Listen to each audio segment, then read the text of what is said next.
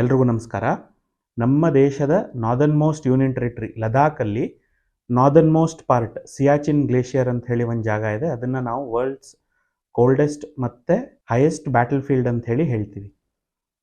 1984 ತನಕ ಅದು no man's land ಆಗಿತ್ತು. ಅದರ ನಂತರ ಆಪರೇಷನ್ ಮೇಘದೂತ್ ಅಂತ ಹೇಳಿ ಲಾಂಚ್ ಮಾಡಿ ಆ ಸಿಯಾಚಿನ್ ಗ್ಲೇಷಿಯರಲ್ಲಿರೋ ಎಲ್ಲ ಅಡ್ವಾಂಟೇಜಸ್ ವ್ಯಾಂಟೇಜ್ ಪಾಯಿಂಟ್ನ ನಾವು ಕ್ಯಾಪ್ಚರ್ ಮಾಡಿಕೊಂಡು ಅದರ ನಂತರ ಇವತ್ತಿನ ತನಕನೂ ವರ್ಷದ 365 ದಿನ ಕೂಡ ನಮ್ಮ ಸೈನಿಕರು ಆ ಪೋಸ್ಟ್ನ ಮ್ಯಾನ್ ಮಾಡ್ತಾರೆ. ಈ ಸಿಯಾಚಿನ್ ಗ್ಲೇಷಿಯರ್ ಏನಿದೆ ನಮಗೆ ಸ್ಟ್ರಾಟಜಿಕಲಿ ತುಂಬ ಇಂಪಾರ್ಟೆಂಟ್ ಜಾಗ. ಯಾಕೆ ಅಂತ ಹೇಳಿದ್ರೆ ಅದೊಂದು ಟ್ರೈ ಜಂಕ್ಷನ್. ಎಡಗಡೆ ಪಾಕಿಸ್ತಾನ ಆಕ್ಯುಪೈಡ್ ಕಾಶ್ಮೀರ್ ಇದೆ, ಬಲಗಡೆ ಅಕ್ಸಾಯ್ ಚಿನ್ ಇದೆ, ಕೆಳಗಡೆ ನಮ್ಮ ದೇಶ ಭಾರತ. ಹೀಗೆ ಈ ಎರಡೂ ದೇಶಗಳ ಮೇಲೆ ಕಣ್ಣಿಡಕ್ಕೆ ನಮಗೆ ತುಂಬ ಅಡ್ವಾಂಟೇಜಿಯಸ್ ಪೊಸಿಷನನ್ನು ಕೊಡುತ್ತೆ ಆ ಸಿಯಾಚಿನ್ ಗ್ಲೇಷಿಯರ್. ಹಾಗಾಗಿ ಸ್ಟ್ರಾಟಜಿಕಲಿ ನಮಗೆ ಅದು ತುಂಬ ಇಂಪಾರ್ಟೆಂಟ್ ಜಾಗ.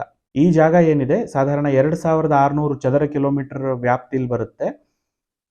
ಪಾಕಿಸ್ತಾನ್ ಆಕ್ಯುಪೈಡ್ ಕಾಶ್ಮೀರ್ ಜಾಗದಲ್ಲಿ ಏನು ಪರ್ವತ ಶ್ರೇಣಿಗಳಿದ್ದಾವೆ ಅದನ್ನು ನಾವು ಸಾಲ್ಟೋರೋ ರಿಡ್ಜ್ ಅಂತ ಹೇಳಿ ಕರಿತೀವಿ. ಈ ಸಾಲ್ಟೋರೋ ರಿಡ್ಜಲ್ಲಿ ತುಂಬ ಮಿಲಿಟರಿ ಪೋಸ್ಟ್ಗಳಿದ್ದಾವೆ. ಅದರಲ್ಲಿ ಕುಮಾರ್ ಪೋಸ್ಟ್ ಅಂತ ಹೇಳಿದೆ, ಬಾಣಾ ಪೋಸ್ಟ್ ಅಂತ ಹೇಳಿದೆ, ಸೋನಂ ಪೋಸ್ಟ್ ಅಂತ ಹೇಳಿದೆ. 3 ಫೆಬ್ರವರಿ 2016ರಲ್ಲಿ ಈ ಸೋನಂ ಪೋಸ್ಟ್ ಹತ್ರ ಸಾಲ್ಟೋರೋ ರಿಡ್ಜಲ್ಲಿ ಸಾಧಾರಣ 800 ಮೀಟರ್ ಎತ್ತರ 1,000 ಮೀಟರ್ ಅಂದರೆ 1 ಕಿಲೋಮೀಟರ್ ಅಗಲದ ಒಂದು ಭಾಗ ಕುಸಿದು ಕೆಳಗಿರೋ ಸೋನಂ ಪೋಸ್ಟ್ ಮೇಲೆ ಬೀಳುತ್ತೆ. ಇವತ್ತಿನ ವಿಡಿಯೋದಲ್ಲಿ ಹೇಗೆ ಈ ರೆಸ್ಕ್ಯೂ ಆಪರೇಷನ್ಸ್ನ ಇಂಡಿಯನ್ ಆರ್ಮಿ ಅವರು ಕಂಡಕ್ಟ್ ಮಾಡ್ತಾರೆ, ಹೇಗೆ ಅಲ್ಲಿ ಆ ಸಿಕ್ಕಾಕೊಂಡಿದ್ದ ಸೋಲ್ಜರ್ಸ್ನ ಎಕ್ಸ್ಟ್ರಾಕ್ಟ್ ಮಾಡ್ತಾರೆ, ಆ ವಿಷಯನ ನಿಮ್ಮ ಜೊತೆ ಹಂಚ್ಕೊಳ್ಳೋನಿದ್ದೀನಿ. A top story. The army has said that it salutes the brave soldiers of Siachen as hope faded for 10 soldiers trapped in an avalanche. The army has conceded that there is now a very remote chance of finding the soldiers who were buried under a kilometer-wide wall of ice.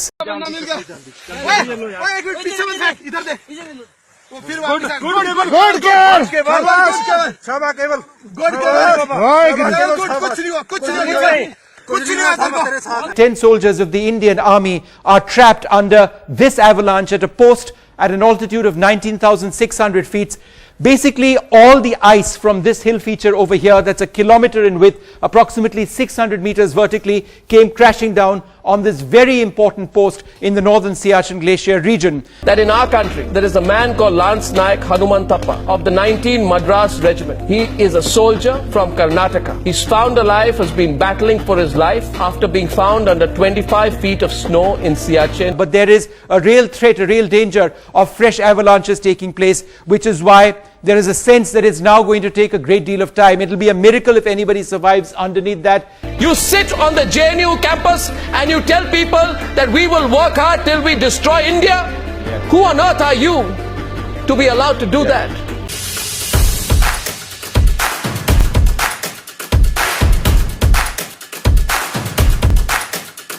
ನಾನು ಈಗಾಗಲೇ ಹೇಳಿದೆ, ಇಡೀ ಸಾಲ್ಟೋರೋ ರಿಡ್ಜಲ್ಲಿ ಬೇರೆ ಬೇರೆ ಜಾಗದಲ್ಲಿ ನಮ್ಮ ಸೈನಿಕರು post ಆಗಿರ್ತಾರೆ, ಬೇರೆ ಬೇರೆ ಕ್ಯಾಂಪಲ್ಲಿ ಅಂತ ಹೇಳ್ಬಿಟ್ಟು. ಒಬ್ಬ ಕಂಪ್ನಿ ಕಮಾಂಡರ್ 19 ಮಡ್ರಾಸ್ ರೆಜಿಮೆಂಟಿಗೆ ಸೇರಿದ ಮೇಜರ್ ವಿಪಿನ್ ಕುಮಾರ್ ಅಂತ ಹೇಳಿ ಒಬ್ಬ ಕಂಪ್ನಿ ಕಮಾಂಡರ್ ಇರ್ತಾನೆ. ಅವನ ಅಂಡರಲ್ಲಿ ಸೋನಂ ಪೋಸ್ಟ್ ಇರುತ್ತೆ. ಸೋನಂ ಪೋಸ್ಟಿನ ಬೇರೆ ಬೇರೆ ಅಂದರೆ ಅವನ ಕಮಾಂಡಲ್ಲಿ ಆ ಸೋನಂ ಪೋಸ್ಟ್ ಇರುತ್ತೆ. ಸೋನಂ ಪೋಸ್ಟಿನ ಬೇರೆ ಬೇರೆ ಜಾಗದಲ್ಲಿ ಅವನ ಸುತ್ತಮುತ್ತಲು ಬೇರೆ ಬೇರೆ ಟೀಮ್ಗಳು ಡಿಪ್ಲಾಯ್ ಆಗಿರ್ತವೆ. ಯೂಶ್ವಲಿ ಒಂದು ಟೀಮ್ ಡಿಪ್ಲಾಯ್ ಆದಾಗ ಒಂದು ಟೀಮಿಂದ ಇನ್ನೊಂದು ಟೀಮಿಗೆ 2 ಗಂಟೆಗೆ ಒಂದ್ಸಲ, 4 ಗಂಟೆಗೆ ಒಂದ್ಸಲ ಅವರು ನಿರ್ಧಾರ ಮಾಡಿದ ಸಮಯದಲ್ಲಿ ಕಮ್ಯುನಿಕೇಶನ್ ಆಗ್ತಿರುತ್ತೆ. ಆಲ್ ಓಕೆ ರಿಪೋರ್ಟ್ ಅಂತ ಹೇಳ್ತೀವಿ. ಪ್ರತಿ ಪ್ಲಟೂನ್ ಕೂಡ ಎಲ್ಲಿ ಡಿಪ್ಲಾಯ್ ಆಗಿರುತ್ತೆ ಅಲ್ಲಿಂದ ಪ್ರತಿ 4 ಗಂಟೆಗೆ ಒಂದ್ಸಲನೋ 2 ಗಂಟೆಗೆ ಒಂದ್ಸಲನೋ ಫಸ್ಟ್ಗೆ ನಿರ್ಧಾರ ಮಾಡ್ಕೊಂಡಿರ್ತಾರೆ. ಕಂಪ್ನಿ ಕಮಾಂಡರ್ಗೆ ಆಲ್ ಓಕೆ ರಿಪೋರ್ಟ್ನ ಕೊಡ್ತಾ ಇರ್ತಾರೆ. 3 ಫೆಬ್ರವರಿಗೆ ರಾತ್ರಿ 12 ಗಂಟೆ ಹೊತ್ತಿಗೆ ಸೋನಂ ಪೋಸ್ಟಲ್ಲಿರೋ 10 ಸೈನಿಕರು ಡಿಪ್ಲಾಯ್ ಆಗಿರ್ತಾರೆ. 19 ಮಡ್ರಾಸ್ ರೆಜಿಮೆಂಟಿಗೆ ಸೇರಿದ 10 ಸೈನಿಕರು ಡಿಸೆಂಬರಲ್ಲೇ ಡಿಪ್ಲಾಯ್ ಆಗಿರ್ತಾರೆ. 3 ಫೆಬ್ರವರಿ ರಾತ್ರಿ 12 ಗಂಟೆ ಹೊತ್ತಿಗೆ ಸೈನಿಕರು ಅಲ್ಲಿಂದ ಆಲ್ ಓಕೆ ರಿಪೋರ್ಟ್ನ ಕೊಟ್ಟಿರ್ತಾರೆ. ನೆಕ್ಸ್ಟ್ ರಿಪೋರ್ಟ್ ಬೆಳಗಿನ ಜಾವ 4 ಗಂಟೆಗೆ ಬರೋಕ್ಕಿರುತ್ತೆ. 4 ಗಂಟೆಗೆ ಬೆಳಿಗ್ಗೆ ರಿಪೋರ್ಟ್ ಬರಲ್ಲ. ಮತ್ತೆ ಆ ಹೈ ಆಲ್ಟಿಟ್ಯೂಡ್ ರೀಜನಲ್ಲಿ ಈ ಬೇಸಿಕಲಿ ಸೋನಂ ಪೋಸ್ಟ್ ಏನಿದೆ, ಸಿಯಾಚಿನ್ ಗ್ಲೇಷಿಯರ್ ಏನಿದೆ, ಆವ್ರೇಜ್ ಹೈಟ್ ಅಂತ ತಗೊಂಡ್ರು ನಮ್ಗೆ ಸಾಧಾರಣ 15,000 ಅಡಿ ಬರುತ್ತೆ. ಸಿಯಾಚಿನ್ ಬೇಸ್ ಕ್ಯಾಂಪ್ 10,000 ಅಡಿಲಿದ್ರೆ ಎಲ್ಲ ಈ ಸೋನಂ ಪೋಸ್ಟ್ ಇರೋದು 19,600 ಅಡಿಯಲ್ಲಿ. ಸೊ ಈ ಹೈ ಆಲ್ಟಿಟ್ಯೂಡಲ್ಲಿ ಏನಾಗುತ್ತೆ, ಎಲೆಕ್ಟ್ರಾನಿಕ್ ಎಕ್ವಿಪ್ಮೆಂಟ್ಸ್ ಆವಾಗ ಮಾಲ್ ಫಂಕ್ಷನ್ ಆಗ್ತಿರ್ತವೆ. ಹಾಗಾಗಿ ಆ ಸೂರ್ಯ ಬಂದ ಮೇಲೆ ಬ್ಯಾಟ್ರಿನ ರೀಚಾರ್ಜ್ ಮಾಡಿ ಕಾಂಟ್ಯಾಕ್ಟ್ ಮಾಡೋಕ್ಕೆ ಕೆಲವು ಸತಿ ತಡ ಆಗುತ್ತೆ. ಹಾಗಾಗಿ ಒಂದು ವಿಂಡೋ ಆಲ್ ಓಕೆ ರಿಪೋರ್ಟ್ ಕೊಡುವ ಒಂದು ವಿಂಡೋ ಸ್ಕಿಪ್ ಆದರೆ ನೆಕ್ಸ್ಟ್ ವಿಂಡೋ ಹೊತ್ತಿಗೆ ಆಲ್ ಓಕೆ ರಿಪೋರ್ಟ್ ಬರಲಿಲ್ಲ ಅಂತ ಹೇಳಿದ್ರೆ ಒಂದು ಸರ್ಚ್ ಪಾರ್ಟಿ ಅಥವಾ ರೆಸ್ಕ್ಯೂ ಪಾರ್ಟಿ ಹೊರಡೋದು, ಅದು ನಮ್ಮ ಸ್ಟ್ಯಾಂಡರ್ಡ್ ಆಪರೇಟಿಂಗ್ ಪ್ರೊಸೀಜರ್. ಸೊ 4 ಗಂಟೆಗೆ ಬರಬೇಕಾಗಿದ್ದು ಆಲ್ ಓಕೆ ರಿಪೋರ್ಟ್ ಬರಲ್ಲ. ನಂತರ ಏನು ಮಾಡ್ತಾರೆ, ರೊಟೀನ್ ನಡ್ಕೊಂಡು ಹೋಗ್ತಿರುತ್ತೆ. 5:15 ಹೊತ್ತಿಗೆ ಬೆಳಿಗಿನ ಜಾವ ಹವಾಲ್ದಾರ್ ಏಳುಮಲೈ ಅಂತ ಹೇಳಿ ಒಬ್ಬೊಂದು ರೇಡಿಯೋದಿಂದ ಕಂಪ್ನಿ ಕಮಾಂಡರ್ಗೆ ಮೆಸೇಜ್ ಬರುತ್ತೆ, ಸಾಬ್ ಹಮ್ ನೀಚೆ ದಬ್ ಗಯೆ ಹೇ ಅಂತ ಹೇಳಿ. ಅಷ್ಟೊತ್ತಿಗೆ ದಬ್ ಗಯೆ ಹೇ ಅಂತ ಹೇಳಿದ್ರೆ ಏನಾಗಿದೆ, ಸಾಧಾರಣ 800 ಮೀಟರ್ ಎತ್ತರ, 1 ಕಿಲೋಮೀಟರ್ ಅಗಲದ ಒಂದು ಗುಡ್ಡದ ಒಂದು ಫುಲ್ ಐಸ್ ಆಗಿರೋ ಭಾಗ, ಗ್ಲೇಷಿಯರ್ನ ಒಂದು ಭಾಗ ಕಡಿದು ತುಂಡಾಗಿ ಕೆಳಗೆ ಬಿದ್ದಿರುತ್ತೆ. ಆ ಬಿದ್ದು ಇಡೀ ಸೋನಂ ಪೋಸ್ಟ್ ಮೇಲೆ ಬಿದ್ದು ಕವರ್ ಆಗಿ ಹೋಗಿರುತ್ತೆ. ಈ ಏಳುಮಲೈ ಕಾಂಟ್ಯಾಕ್ಟ್ ಮಾಡ್ತಾನೆ. ಆಗೇನಾಗುತ್ತೆ, major Vipin Kumar company commander ಏನು ಮಾಡ್ತಾನೆ, ಕೂಡಲೇ ಯೂನಿಟಿನ CO 19 ಮಡ್ರಾಸ್ ರೆಜಿಮೆಂಟಿನ CO ಕರ್ನಲ್ ಬಹದ್ದೂರ್ ಗುರುಂಗ್ ಅಂತ ಹೇಳಿ ಅವ್ರು ಇರ್ತಾರೆ, ಅವ್ರಿಗೆ ಕಾಂಟ್ಯಾಕ್ಟ್ ಮಾಡ್ತಾನೆ. ಅವ್ರು ಕುಮಾರ್ ಪೋಸ್ಟಲ್ ಡಿಪ್ಲಾಯ್ ಆಗಿರ್ತಾರೆ. ಯೂನಿಟ್ COಗೆ ಇನ್ಫಾರ್ಮ್ ಮಾಡ್ತಾರೆ. ನಂತರ ಕೂಡಲೇ ಕೆಳಗಡೆ ಬೇಸ್ ಕ್ಯಾಂಪ್ಗೆ, ಸಿಯಾಚಿನ್ ಬೇಸಲ್ಲಿ 2 IC lieutenant colonel Dinesh Singh Tanwar ಅಂತ ಹೇಳಿರ್ತಾರೆ, ಅವ್ರಿಗೆ ಇನ್ಫಾರ್ಮ್ ಮಾಡ್ತಾರೆ. ಅಕ್ಕಪಕ್ಕದ ಪೋಸ್ಟ್ಗಳಿಗೆ ರೇಡಿಯೋ ಕಾಂಟ್ಯಾಕ್ಟ್ ಮಾಡಿ ನೀವು ಸೋನಂ ಪೋಸ್ಟ್ಗೆ ತಲುಪಿ ಅಂತ ಹೇಳಿ ಇವರು ಒಂದಿಷ್ಟು ಹುಡುಗರನ್ನ ಕರ್ಕೊಂಡು ಸೋನಂ ಪೋಸ್ಟ್ಗೆ ಬೆಳಿಗ್ಗೆ ಸಾಧಾರಣ 7:15-7:30 ಹೊತ್ತಿಗೆ ತಲುಪ್ತಾರೆ. 7:30ಗೆ ಅಲ್ಲಿ ಹೋಗಿ ನೋಡಬೇಕಾದ್ರೆ ಅಲ್ಲಿ ಆ ಸೋನಂ ಪೋಸ್ಟ್ ಅಂತ ಹೇಳಿ ಏನಿರುತ್ತೆ, ಅಲ್ಲಿ ಸೋನಂ ಪೋಸ್ಟ್ ಇರಲ್ಲ. ಅಲ್ಲಿ ಬೇರೆ ಇಷ್ಟಿಷ್ಟು ದೊಡ್ಡ ಐಸ್ ಬ್ಲಾಕ್ಗಳು ಬಿದ್ದು ಇಡೀ ಕವರ್ ಆಗಿರುತ್ತೆ. ಅದನ್ನ ನೋಡ್ಬೇಕಾದ್ರೆ ಗೊತ್ತಾಗುತ್ತೆ, ಏನು ಉಳಿದಿಲ್ಲ, ಹೋದ್ರು ಎಲ್ಲ ಅಂತ ಹೇಳಿ ಅನ್ಕೊಂತಾರೆ. ಇಂಡಿಯನ್ ಆರ್ಮಿಯಲ್ಲಿ ಪ್ರಾಕ್ಟೀಸ್ ಹೇಗೆ ಅಂತ ಹೇಳಿದ್ರೆ, ಸೋಲ್ಜರ್ ಯಾವುದೇ ಸ್ಥಿತಿಲಿ ಇರಲಿ, ನಾವು ರಿಕವರ್ ಮಾಡದೆ ಬಿಡಲ್ಲ ಅನ್ನೋವಂಥದ್ದು ನಮ್ಮ ಪ್ರಾಕ್ಟೀಸ್. ಇಷ್ಟು ವರ್ಷದಿಂದ ನಡ್ಸ್ಕೊಂಡ್ ಬಂದಿರೋವಂಥದ್ದು. ಬದುಕಿದಾರೋ ಇಲ್ವೋ ಎರಡನೇ ವಿಷಯ, ಬಾಡಿನ ರಿಕವರ್ ಮಾಡಬೇಕು ಅಂತ ಹೇಳಿ ಕೂಡಲೇ ಸಿಯಾಚಿನ್ ಬೇಸ್ ಕ್ಯಾಂಪಿಂದ ಆರ್ಮಿ ಡಾಕ್ಟರ್ಸು, ರೆಸ್ಕ್ಯೂ ಟೀಮ್ ಅವರು, ಅವಲಾಂಚ್ ರೆಸ್ಕ್ಯೂ ಡಾಗ್ಸು, ಇದು ಮೆಟಲ್ ಡಿಟೆಕ್ಟರ್ಸು, ಸೆನ್ಸರ್ಸು ಅಂತ ಇಕ್ವಿಪ್ಮೆಂಟ್ನ ತಗೊಂಡು ಮಧ್ಯಾಹ್ನ 12 ಗಂಟೆ ಹೊತ್ತಿಗೆ ಆಲ್ರೆಡಿ 50 ಜನ ಬಂದು ಆ ಸೋನಂ ಪೋಸ್ಟ್ನ ತಲುಪ್ತಾರೆ. ಇಲ್ಲಿ ನಾವು ಒಂದು ವಿಷಯ ಅರ್ಥ ಮಾಡ್ಕೊಬೇಕು, ಇಲ್ಲಿ ನಾವು ರೆಸ್ಕ್ಯೂ ಮಾಡೋದು ಮಾತ್ರ ಅಲ್ಲ, ಮತ್ತೆ ಆ ರೆಸ್ಕ್ಯೂಗೆ ಬಂದು ಸೈನಿಕರ ವೆಲ್ ಬೀಯಿಂಗ್ ಅನ್ನ ಕೂಡ, ಸೇಫ್ಟಿಯನ್ನ ಕೂಡ ನಾವು ನೋಡ್ಕೊಬೇಕು. ಯಾಕೆ ಅಂತ ಹೇಳಿದ್ರೆ ಇನ್ನೊಂದು ಅವಲಾಂಚ್ ಆಗೋ ಸಾಧ್ಯತೆ ಇರುತ್ತೆ, ಇನ್ನೊಂದು ಲ್ಯಾಂಡ್ ಸ್ಲೈಡ್ ಆಗುವ ಸಾಧ್ಯತೆ ಇರುತ್ತೆ.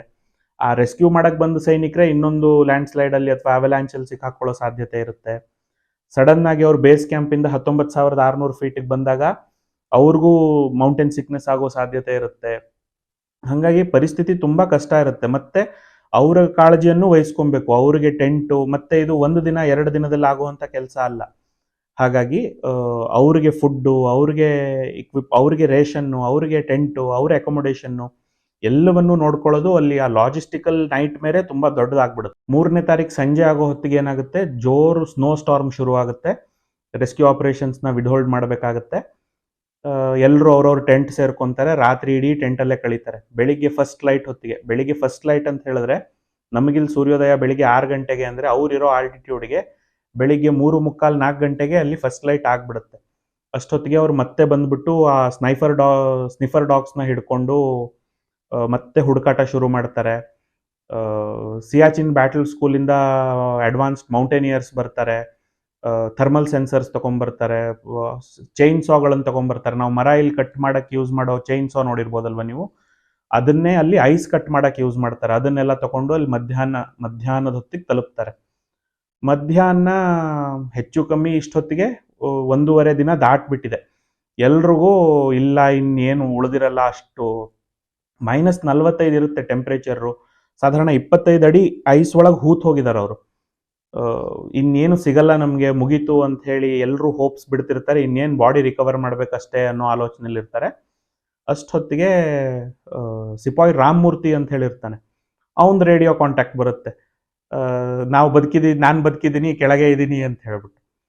ಅಷ್ಟೊತ್ತಿಗೆ ಇವರು ಸುಸ್ತಾದವರೆಲ್ಲ ಇದ್ದಕ್ಕಿದ್ದಾಗೆ ಅವರಲ್ಲಿ ಫುಲ್ ಜೋಶ್ ತುಂಬಿಕೊಂಡು ಅವ್ರದೇ ಒಬ್ಬ ಜೊತೆಯಲ್ಲಿರೋನು ಒಳಗಿದ್ದಾನೆ ಅಂತ ಹೇಳಿ ಗೊತ್ತಾದಾಗ ಅವ್ರಿಗೆ ಆ ಹೈಟಲ್ಲಿ ನಮಗೆ ಉಸಿರಾಡೋದೇ ಕಷ್ಟ. ಆ ಕಷ್ಟದಲ್ಲಿ ಅವರು ಕಲ್ಲು ಥರ ಆಗೋಗಿರುತ್ತೆ ಐಸು. ಅದನ್ನ ತೆಗಿಬೇಕು ಅಂದರೆ ತುಂಬ ಕಷ್ಟ ಆಗುತ್ತೆ. ಆದ್ರೂ ಇವ್ರು ಮತ್ತೆ ಶುರು ಮಾಡ್ಕೊತಾರೆ ಕೆಲಸನ. ಅವನು ರಾತ್ರಿ 9 ಗಂಟೆ ತನಕನೂ ರಾಮಮೂರ್ತಿ ಕಾಂಟ್ಯಾಕ್ಟಲ್ಲಿ ಇರ್ತಾನೆ. ಆದರೆ ಪಿನ್ ಪಾಯಿಂಟ್ ಲೊಕೇಶನ್ ಇಂಥ ಜಾಗದಲ್ಲಿ ಇದ್ದೀನಿ ಅಂತ ಹೇಳಿ ಅವನಿಗೂ ಹೇಳೋಕ್ಕಾಗಲ್ಲ. ಅವನು ಅವಲಾಂಚ್ ಆದಾಗ ಯಾವ ಪೊಸಿಷನಲ್ಲಿ ಮಲಗಿದ್ನೋ, ಯಾವ ಪೊಸಿಷನ್ಗೆ ಉರುಳ್ಕೊಂಡು ಹೋಗಿದ್ನೋ, ಆದರೆ ಒಂದು ಸ್ನೋ ಬಬಲ್, ಒಂದು ಏರ್ ಬಬಲ್ ಕ್ರಿಯೇಟ್ ಆಗಿರುತ್ತೆ. ಅದರಲ್ಲಿ ರೇಡಿಯೋದಲ್ಲಿ ಕಾಂಟ್ಯಾಕ್ಟ್ ಮಾಡ್ತಾ ಇರ್ತಾನೆ, ತುಂಬ ಟ್ರೈ ಮಾಡ್ತಾರೆ ಸಿಗಕ್ಕೆ, ಆದರೂ ಅವ್ನ ಪಿನ್ ಪಾಯಿಂಟ್ ಲೊಕೇಶನ್ ಯಾವುದು ಅಂತ ಹೇಳಿ ಗೊತ್ತಾಗಲ್ಲ. ಅದರ ನಂತರ 5ನೇ ತಾರೀಕಿಗೆ ಮತ್ತೆ ಅವರು ಡಿಸೈಡ್ ಮಾಡ್ತಾರೆ ಇಲ್ಲಿ ಹಿಂಗೆ ಮಾಡಿದ್ರೆ ಆಗಲ್ಲ ಅಂತ 3 ಪರ್ಟಿಕ್ಯುಲರ್ ಲೊಕೇಶನನ್ನು ತಗೊತಾರೆ. ಅಂದಾಜಿರುತ್ತೆ ಸಾಧಾರಣ ಇಲ್ಲಿ ಟೆಂಟ್ ಹಾಕಿರ್ಬೋದು ನಮ್ಮ ಹುಡುಗರು ಅಂತ ಹೇಳ್ಬಿಟ್ಟು. ಆ 3 ಜಾಗದಲ್ಲಿ 40 ಅಡಿದು ವರ್ಟಿಕಲ್ ಹೋಲ್ಸನ್ನು ಮಾಡ್ತಾರೆ. ಸಾಧಾರಣ ಒಬ್ಬ ಮನುಷ್ಯ ಕೆಳಗಿಳಿಯೋಷ್ಟು ದೊಡ್ಡ ವರ್ಟಿಕಲ್ ಹೋಲ್ನ ಮಾಡಿಬಿಟ್ಟು ಅಗಿತಾ ಹೋಗ್ತಾರೆ 3 ಕಡೆ. ಇಷ್ಟೊತ್ತಿಗೆ ಸಾಧಾರಣ 110 ಜನ ಒಟ್ಟಾಗಿದ್ದಾರೆ. 50 ಜನ ಸಿವಿಲಿಯನ್ ಪೋರ್ಟರ್ಸ್ ಬರ್ತಾರೆ, ಈ ಲದಾಖಿ ಜನ ಇದ್ದಾರೆ, ಅವ್ರನ್ನ ಅಲ್ಲಿ ನಾವು ಸಿಯಾಚಿನಲ್ಲಿ ಪೋರ್ಟರ್ಸ್ ಆಗಿ ಯೂಸ್ ಮಾಡ್ತೀವಿ. ಆ ಹೈ ಆಲ್ಟಿಟ್ಯೂಡ್ ಇದಕ್ಕೆ ಅವರು ತುಂಬ ಆರಾಮಾಗಿ ನಮ್ಗೆ ಎಲ್ಲಿ ಏದುಸಿರು ಬಿಡ್ತಾ ಇರಬೇಕಾದ್ರೆ ಅವರು ಓಡ್ ಹೋಗ್ತಿರ್ತಾರೆ ಆ ಜಾಗದಲ್ಲಿ, ಅಷ್ಟು ಲಂಗ್ಸಿನ ಸ್ಟ್ರೆಂತ್ ಇರುತ್ತೆ ಅವ್ರದ್ದು. 50 ಲೋಕಲ್ ಪೋರ್ಟರ್ಸ್ನ ಎಂಪ್ಲಾಯ್ ಮಾಡಿರ್ತಾರೆ. 3 ಜಾಗದಲ್ಲಿ ವರ್ಟಿಕಲ್ ಹೋಲ್ಸ್ನ ಡಿಗ್ ಮಾಡಕ್ಕೆ ಶುರು ಮಾಡ್ತಾರೆ. 5ನೇ ತಾರೀಕು, 6ನೇ ತಾರೀಕು, 7ನೇ ತಾರೀಕು ಡಿಗ್ ಮಾಡ್ತಾನೆ ಇರ್ತಾರೆ. 1 ಫೀಟ್ ಹೋಗಬೇಕು ಅಂದ್ರೂ ನಮಗೆ ಸಾಧಾರಣ 2-3 ಗಂಟೆ ಬೇಕಾಗುತ್ತೆ. ಯಾಕೆ ಅಂದರೆ ಕಲ್ಲು ಥರ ಅಷ್ಟು ಗಟ್ಟಿಯಾಗಿರುತ್ತೆ. ಮತ್ತು ಹೆವಿ ಮೆಷಿನ್ರಿನ ನಾವಲ್ಲಿ ಯೂಸ್ ಮಾಡೋಕ್ಕಾಗಲ್ಲ. ಯಾಕೆ ಅಂದರೆ ಕೆಳಗಿದ್ದಾರೆ ಅವರು, ಅದೆಲ್ಲರೂ ಪ್ರೆಸ್ ಆಯಿತು ಅಂತ ಹೇಳಿದ್ರೆ ಮತ್ತೆ ಒಳಗೆ ಹೋಗ್ಬಿಡ್ತಾರೆ ಅಂತ ಹೇಳ್ಬಿಟ್ಟು. 7ನೇ ತಾರೀಕು ಸಂಜೆ ಆಗೋ ಹೊತ್ತಿಗೆ ಈ ವರ್ಟಿಕಲ್ ಹೋಲ್ ತೆಗಿತಾ ಇರೋ ಒಂದು ಹೋಲಲ್ಲಿ ಒಂದು ಕೇಬಲ್ ಸಿಗುತ್ತೆ. ಕೇಬಲ್ ಸಿಕ್ಕ ತಕ್ಷಣ ಅಲ್ಲಿ ಏನಾಗಿರುತ್ತೆ, ಟೆಂಟ್ ಒಂದು 10 ಟೆಂಟ್ ಇದಾವೆ ಅಂತ ಹೇಳಿ ಅನ್ಕೊಳ್ಳಿ, ಅಥವಾ 5 ಟೆಂಟ್ ಇದ್ರೆ ಅವರು ಟೆಂಟಿಂದ ಟೆಂಟ್ಗೆ ಕಮ್ಯುನಿಕೇಶನ್ ಕೇಬಲ್ನ ಹಾಕ್ಕೊಂಡಿರ್ತಾರೆ ವೈರ್ಲೆಸ್ ಅಲ್ಲಿ ಮಾತಾಡೋಕ್ಕೆ, ಒಳಗೆ ಮಾತಾಡೋಕ್ಕೆ. ಒಂದು ಕೇಬಲ್ ಸಿಗುತ್ತೆ. ಕೇಬಲ್ ಸಿಕ್ಕ ತಕ್ಷಣ ಗೊತ್ತಾಗುತ್ತೆ ಇಲ್ಲೇ ಎಲ್ಲೋ ಟೆಂಟ್ ಇದೆ ಅಂತ ಹೇಳ್ಬಿಟ್ಟು. ಅವ್ರೇನು ಮಾಡ್ತಾರೆ, ವರ್ಟಿಕಲ್ಲಿ ತೂತ್ ಮಾಡ್ತಿದ್ದನ್ನ ನಿಲ್ಲಿಸ್ಬಿಟ್ಟು ಎಲ್ಲಿ ಯಾವ ಜಾಗದಲ್ಲಿ ಆ ಕೇಬಲ್ ಸಿಗುತ್ತೆ ಆ ಕೇಬಲ್ ಇರೋ ಜಾಗದಲ್ಲಿ ಹಾರಿಜಾಂಟಲಿ ಅಡ್ಡ ತೂತ್ ಮಾಡ್ಕೊಂಡು ಹೋಗೋಕೆ ಶುರು ಮಾಡ್ತಾರೆ. ಅಷ್ಟೊತ್ತಿಗೆ ಮತ್ತೆ ವೆದರ್ ಹಾಳಾಗುತ್ತೆ. ಸಿಯಾಚಿನ್ನಲ್ಲಿ ವೆದರ್ ಹಾಳಾಗೋದು ತುಂಬ ಸಹಜ. 20 ದಿನದ ತನಕ ಸ್ನೋ ಸ್ಟಾರ್ಮ್ ಬರ್ತಾನೆ ಇರುತ್ತೆ. ಹಾಗಾಗಿ ತುಂಬ ಸಹಜನೇ ಅಲ್ಲಿ. ಹಾಗಾಗಿ 7ನೇ ತಾರೀಕು ರಾತ್ರಿ ಮತ್ತೆ ರೆಸ್ಕ್ಯೂ ಆಪರೇಷನ್ಸ್ನ ನಿಲ್ಲಿಸ್ತಾರೆ. 8ನೇ ತಾರೀಕು ಬೆಳಿಗ್ಗೆ ಮತ್ತೆ ಶುರು ಮಾಡ್ತಾರೆ. 8ನೇ ತಾರೀಕು ಬೆಳಿಗ್ಗೆ ಅಗಿಯಕ್ಕೆ ಶುರು ಮಾಡಿದವರು 5 ಗಂಟೆ ಆಗದ ನಂತರ ಸಾಧಾರಣ ಬೆಳಿಗ್ಗೆ 11:30-12 ಗಂಟೆ ಹೊತ್ತಿಗೆ ಅವ್ರಿಗೆ ಒಂದು ಟೆಂಟಿನ ತುಂಡು ಕಾಣುತ್ತೆ ಅವ್ರಿಗೆ. ಅದು ಹೇಗೆ ಅಂತ ಹೇಳಿದ್ರೆ, ಹ್ಯಾಲೋಜನ್ ಲೈಟ್ನ ಐಸಲ್ಲಿ ಹೀಗೆ ಬಿಟ್ಟರೆ ಟ್ರಾನ್ಸ್ಪರೆಂಟ್ ಇರುತ್ತಲ್ವ, ಒಳಗೆ ದೂರದಲ್ಲಿ ಕಾಣುತ್ತೆ ಅವ್ರಿಗೆ. ಮತ್ತೆ ಅಗದು 3 ಗಂಟೆಯ ನಂತರ ಟೆಂಟ್ ರೀಚ್ ಆಗ್ತಾರೆ. ಟೆಂಟ್ ರೀಚ್ ಆದಾಗ ಟೆಂಟ್ನ ಓಪನ್ ಮಾಡಿ ಆಕ್ಸೆಸ್ ಮಾಡಕ್ಕೆ ನೋಡ್ಬೇಕಾದ್ರೆ ಒಂದು ಬಾಡಿ ಸಿಗುತ್ತೆ. ಬಾಡಿನ ಹಿಂಗೆ ತೆಗಿಬೇಕಾದ್ರೆ ತಣ್ಣಗಾಗಿ ಹೋಗಿರುತ್ತೆ ಬಾಡಿ. ಅದನ್ನ ಹೊರಗೆ ತೆಗಿತಾರೆ ಬಾಡಿನ. ಅದರ ನಂತರ ಮುಂದೆ ಇನ್ನೊಬ್ಬ ಕಾಣ್ತಾನೆ. ಮತ್ತೆ 3 ಗಂಟೆ ತೂತ್ ಮಾಡಿ ಇನ್ನೊಂದು ಟೆಂಟಲ್ಲಿ ಪಕ್ಕದಲ್ಲೇ ಇನ್ನೊಂದು ಇದ್ರನ್ನ ಹಿಂಗೆ ಮಾಡಕ್ಕೆ ಹೋಗಿ ಹಿಂಗೆ ಬಾಡಿನ ಹಿಂಗೆ ಹೊರಗೆ ತೆಗಿಯಕ್ಕೆ ಹೋಗುವಾಗ ಆ ಬಾಡಿಲಿ ಮೂಮೆಂಟ್ ಇರುತ್ತೆ.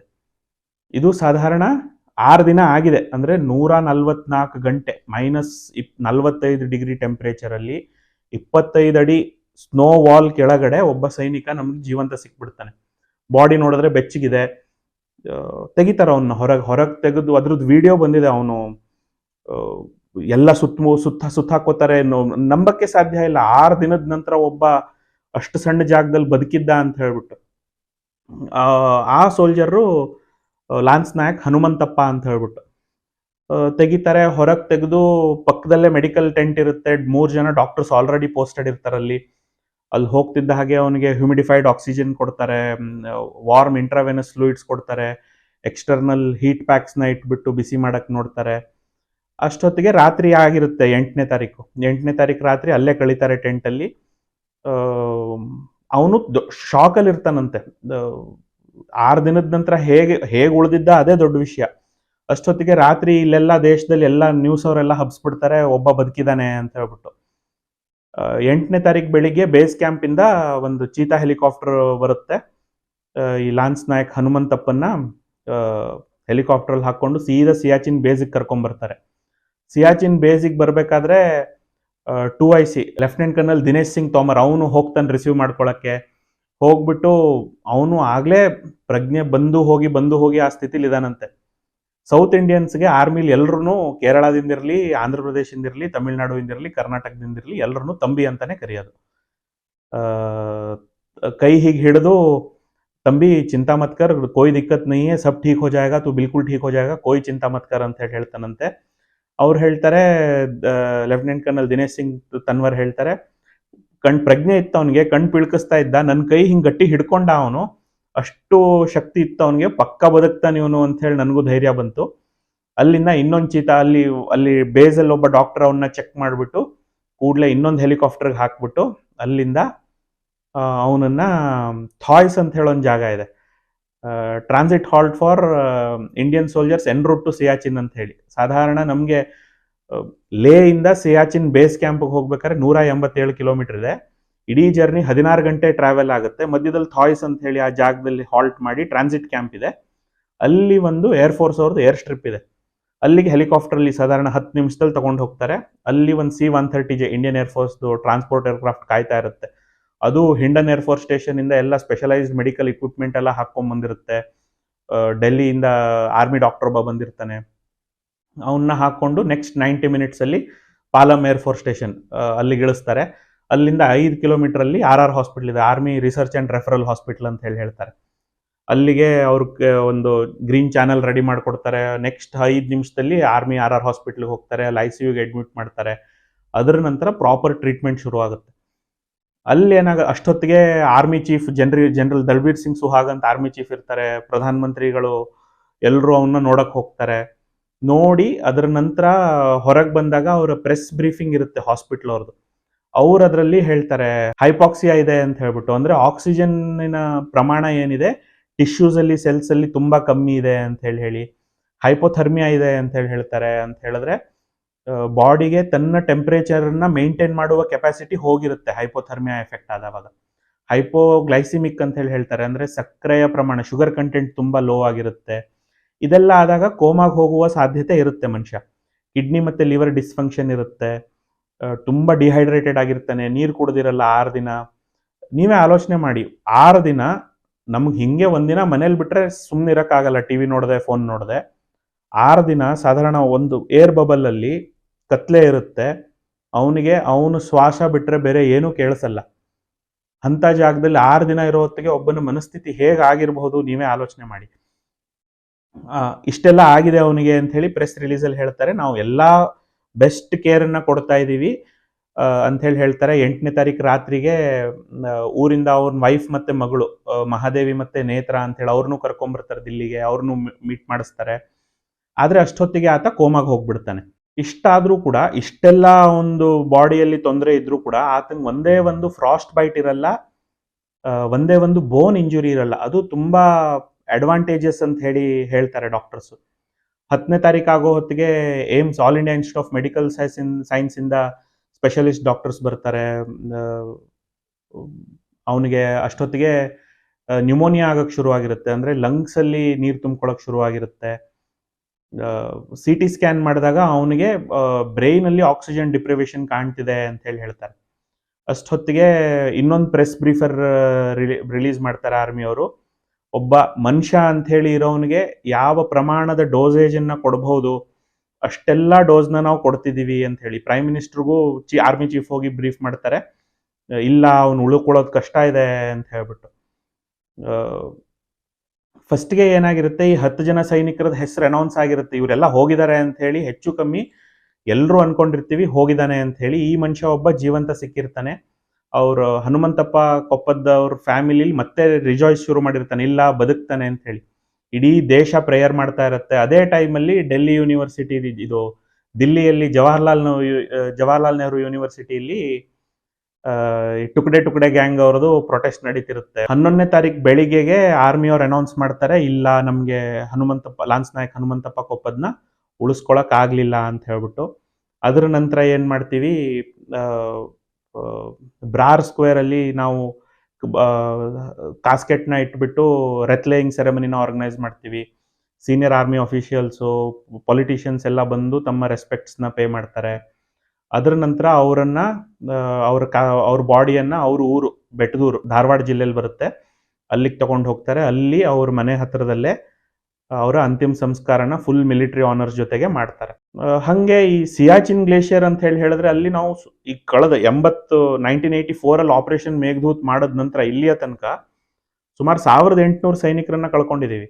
ಆದ್ರೆ ಹೆಚ್ಚಿನವರು ಗುಂಡಿಗೆ ಬಲಿಯಾದವರಲ್ಲ, ಅಲ್ಲಿಯ ಎಕ್ಸ್ಟ್ರೀಮ್ ವೆದರ್ ಕಂಡೀಷನ್ಸ್ಗೆ, ಈ ಅವಲಾಂಚಸ್ಗೆ, ಕ್ರೆವಾಸಸ್ಗೆ ಬಿದ್ದು ಹೆಲ್ತ್ ಎಡಿಮಾ ಆಗಿ ಲಂಗ್ಸಲ್ಲಿ ನೀರು ತುಂಬಿಕೊಂಡು ಮೆದ್ಲಲ್ಲಿ ನೀರು ತುಂಬಿಕೊಂಡು ಜೀವ ಕಳ್ಕೊಂಡಿರೋದು ಸೈನಿಕರು.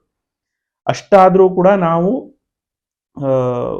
ನಮ್ಮ ತುಂಬ ರಿಸೋರ್ಸಸ್ನ ಅಲ್ಲಿ ಸೈನಿಕರನ್ನ ಇಟ್ಕೊಳ್ಳೋಕ್ಕೆ ಮೇಂಟೈನ್ ಮಾಡ್ತಿದ್ದೀವಿ. ಸಿಯಾಚಿನ್ ಗ್ಲೇಷಿಯರ್ ಯಾಕೆ ಸ್ಟ್ರಾಟಜಿಕಲಿ ಇಂಪಾರ್ಟೆಂಟು, ಯಾಕೆ ನಾವು ಇಷ್ಟೆಲ್ಲ ಖರ್ಚು ಮಾಡ್ತಿದ್ದೀವಿ ಅಂತ ಹೇಳಿ ನಾನು ಮುಂದಿನ ವಿಡಿಯೋದಲ್ಲಿ ಹೇಳ್ತೀನಿ. ಎಲ್ರಿಗೂ ನಮಸ್ಕಾರ. ಜೈ ಹಿಂದ್.